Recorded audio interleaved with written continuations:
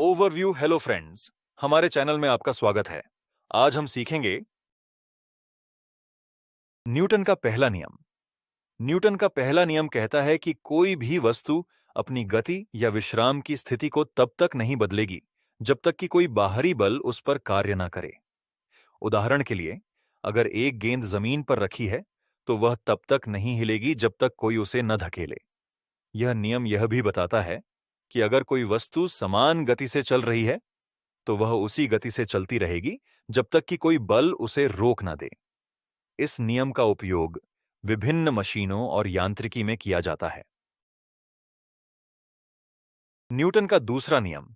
एक, न्यूटन का दूसरा नियम कहता है किसी वस्तु पर लगाया गया बल उसके द्रव्यमान और त्वरण के गुणनफल के बराबर होता है।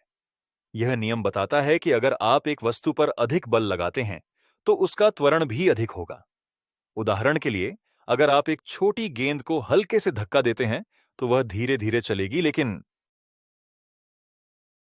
का दूसरा नियम।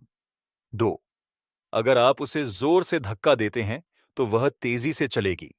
यह नियम वाहनों की गति और उनके इंजन के डिजाइन को समझने में मदद करता है। न्यूटन का तीसरा नियम। न्यूटन का तीसरा नियम कहता है कि हर क्रिया की बराबर और विपरीत प्रतिक्रिया होती है। यह नियम बताता है कि अगर आप दीवार को धक्का देते हैं तो दीवार भी आपको उतनी ही ताकत से धक्का देती है।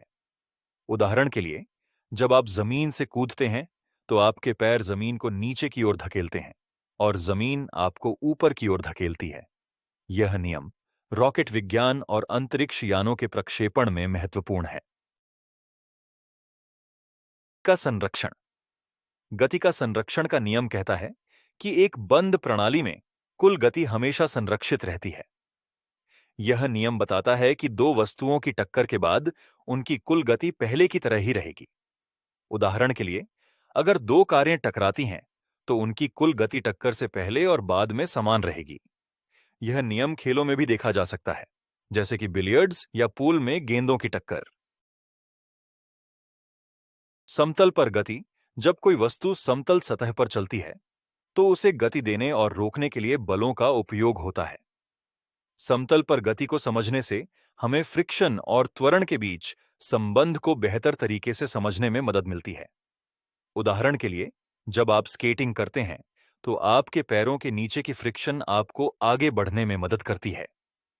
यह जानकारी वाहनों के टायर और सड़कों के डिजाइन में भी उपयोगी है। गुरुत्वाकर्षण और गतिगुरुत्वाकर्षण हर वस्तु पर एक बल डालता है जो उसे पृथ्वी की ओर खींचता है।